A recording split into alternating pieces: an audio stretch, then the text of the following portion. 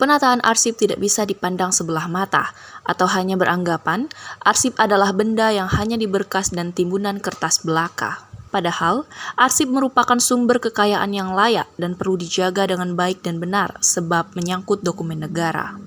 Kondisi itu terjadi hampir di setiap OPD dalam wilayah Kabupaten Sarolangun, yang arsip serta dokumen belum tertata dan terkelola dengan baik yang sesuai kaedah dan juknis kearsipan. Maka dari itu, untuk menjawab keluhan tersebut, Dinas Perpustakaan dan Arsip Daerah atau DPAD Kabupaten Sarolangun mulai tahun 2021 ini akan fokus dalam melakukan pendataan dan penataan arsip di setiap organisasi perangkat daerah di lingkungan pemerintah Kabupaten Sarolangun.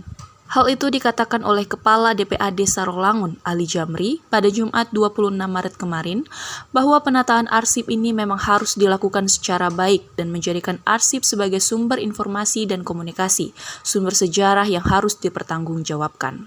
Ia mengaku bahwa saat ini tidak bisa dipungkiri, arsip yang ada di setiap OPD masih banyak menumpuk, tidak terkelola dengan baik. Akan tetapi, untuk mengelola arsip tersebut, tentu harus ada kerjasama yang baik dengan setiap OPD dalam melakukan pendataan dan penataan arsip. Di samping itu, lanjut Amri, dalam pengelolaan dan penataan arsip mengacu kepada Undang-Undang Nomor 43 Tahun 2009 tentang kearsipan yang diperkuat melalui Peraturan Daerah Nomor 2 Tahun 2020 tentang penyelenggaraan kearsipan di Kabupaten Sarolangun. Sebenarnya tugas kami bukanlah menyelamatkan arsip yang penumpukan gitu, tapi kerjasama dengan OPD terkait untuk menata arsip yang bertumpuk banyak. Tadi kita bilang mana aktif, nanti kita sama-sama kita dampingi OPD yang bersangkutan.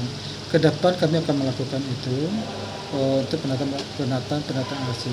Mungkin dalam pelaksanaan ini tidak seluruh OPD, memang untuk melakukan penataan ini bisa makan waktu sebulan 2 bulan satu OPD. Sementara itu, Kasih Kearsipan DPAD Sarolangun, Jibril, yang membinangi secara teknis juga membeberkan, memang dalam penataan arsip ini membutuhkan sumber daya manusia, peralatan, biaya, dan waktu dalam melaksanakan pemberkasan aktif dan inaktif. Jibril menambahkan pemusnahan arsip ini tetap dilakukan melalui tim yang sudah dibentuk, sedangkan arsip yang nilainya permanen secara aturannya maka akan diserahkan oleh OPD kepada lembaga kearsipan dan akan disimpan secara permanen. Jadi pemberkasan itu perlu SDM-nya, peralatannya, dan juga makan biaya dan waktu. Jadi dalam pendataan tadi juga mengacu pemberkasan arsip itu nanti menghasilkan arsip itu ada yang aktif, ada yang inaktif. Jadi arsip itu ada juga statusnya dari aktif, inaktif menjadi statusnya itu permanen atau dimusnahkan.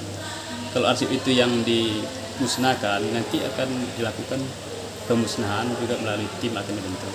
Dan juga arsip itu bila nilainya permanen itu secara peraturan yang perundang-undang tadi maka akan diserahkan oleh OPD atau dinas itu kepada lembaga kearsipan akan disimpan secara permanen di lembaga kearsipan.